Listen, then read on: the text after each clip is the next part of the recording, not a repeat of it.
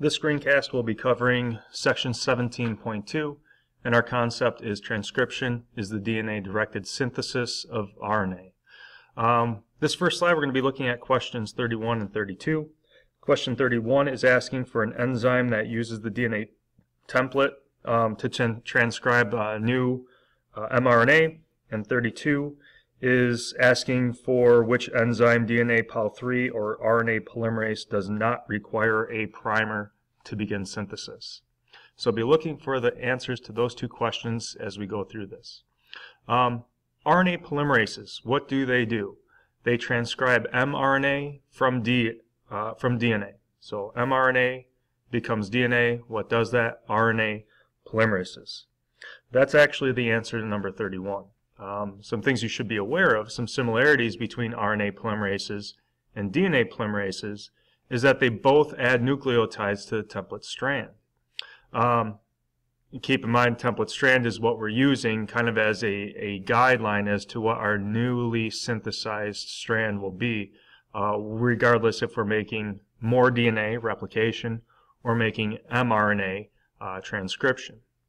So both polymerases add nucleotides to the template strand. Differences between RNA polymerases and DNA polymerases. RNA polymerase needs no primer, and there's your answer to 32. Keep in mind that an RNA primer is needed for DNA replication, but that is not the case with transcription. RNA polymerase makes mRNA, and replication, we're actually making DNA, but we need that to get kick-started using RNA. So RNA polymerase, it does not need a primer to make a sample strand of mRNA. You're going to want to take a look at this slide. This lines up with question 34 on your reading outline. You might want to pause this and get these words in red kind of labeled into your drawing, and then come back and press play, and you can pick up with this. Number 33, this is actually at the very bottom of page 4 of your reading outline. Could be very easy to look over. And the question is asking, what is a transcription unit? Well, we have our strand of DNA right here. It's double-stranded.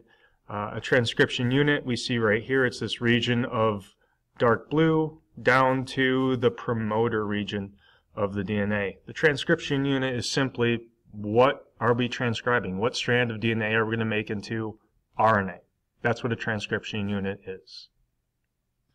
Okay, question 34 is asking us to list the 3 stages of transcription and to explain them each briefly. To start with, our first stage would be initiation, our second stage would be elongation, and our third stage would be termination. The first stage, initiation. This occurs when RNA polymerase binds to the promoter, the DNA unwinds, and RNA synthesis begins at a start point on the template strand. So let's take a look at our little image we have off to the left here, which was the top part of the previous slide. We can see we have our transcription unit right here. It's our section of DNA we're about to transcribe, and it has a starting point, which is indicated right here. You can faintly see that line right above my little mouse pointer. This region of DNA right in this area is called the promoter, which attracts RNA polymerase. There's an attraction between the promoter and the RNA polymerase because of a certain sequence of nucleotides right here that the RNA polymerase recognizes, and then the polymerase will start transcribing the DNA beginning at the start point right here, adding nucleotides to the 3' end of the growing mRNA strand.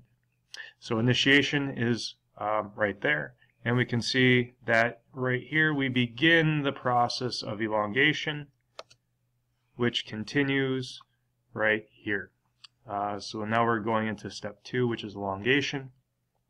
And elongation is simply referring to the RNA transcript becoming a little bit longer.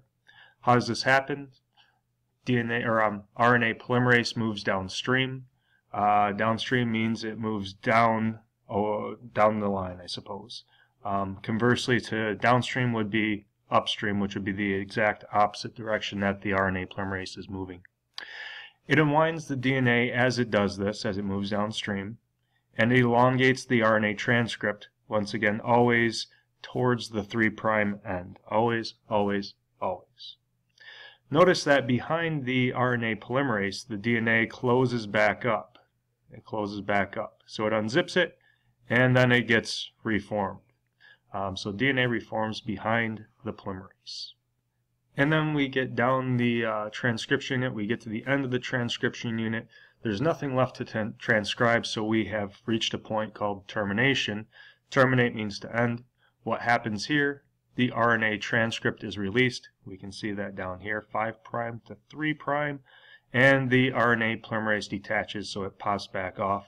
The RNA polymerase will go look for another transcription unit to bind to. Once again, it's looking for a specific nucleotide sequence on a promoter region of DNA. The transcription unit itself, this needs to be fixed up a little bit. It's pre-mRNA at the time. We need to make it mRNA, so it needs to go through a little bit of changes. Moving into RNA polymerase binding and initiation of the transcription. To start with, question 35 on your reading handout is quite specific, so we're more or less going to be using that space there to talk about promoters and talk about a few of these other vocab words that are bolded here. To start with, we had talked about promoters in the previous few slides there, and what do? They start the process of RNA synthesis. Promoters begin the process. That's where the RNA polymerase will bind to. Transcription factors, these are things that will bind to the RNA polymerase and assist with the transcription process. We'll be looking at some transcription factors a little bit later, but that's what a transcription factor is. A transcription initiation complex, the completed assembly of transcription factors and RNA polymerase II bound to a promoter. So it's a combination of those few things.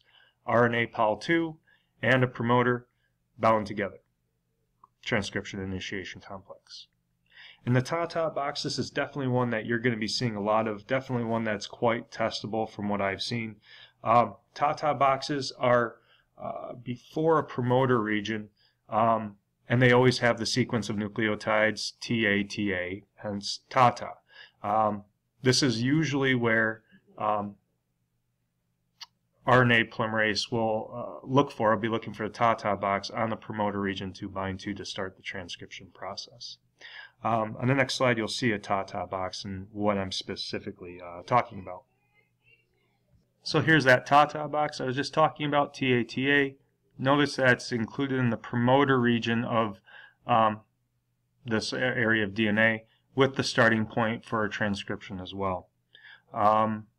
You might want to pause this right now to get the red words kind of filled in on yours, which would be question number 36. And then we're going to go through the explanation of the transcription process. So there are 3 stages to initiation, and we see those kind of summed up right here, 1, 2, and 3. To start with, we have a promoter region that includes a TATA box. That's step 1.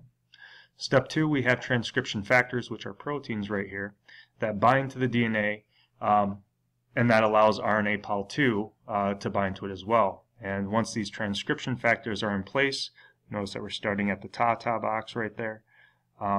We have RNA pol2 that comes in and it attaches to those transcription factors. So addition of transcription factors bind to the DNA along with RNA pol2, and this forms the transcription initiation complex that we talked about previously. And we see that right here. So once again, what's included in the transcription initiation complex? We have RNA pol2 and transcription factors, and they're bound in place to the promoter region of DNA, which will then move down the line forming the RNA transcript. Number 37 is asking what the TATA box is and how you think it got its name. TATA box is the front end of the promoter, and it got its name because of the nucleotide sequence. And number 38 was these 2 things, the RNA pol2 and transcription factors. Those are the 2 things that make up the initiation complex. Number 39 I will be leaving for you guys to fill in. It's more or less summing up the process of transcription as we had discussed up to this point. Make sure you include all those italicized words that are included in 39. If you'd like to do these on a separate sheet of paper, be my guest. If you'd like to do it within your reading outline, take pictures of it and then email that to me. I'll be taking that as well. Due date, I don't have a specific due date that I can tell you right now, but I will tell you that due date in class. This concludes 17.2. Next we have 17.3 to cover, and then you guys are free for the rest of your break. We'll be talking about 17.4 and 17.5 on Thursday of this week.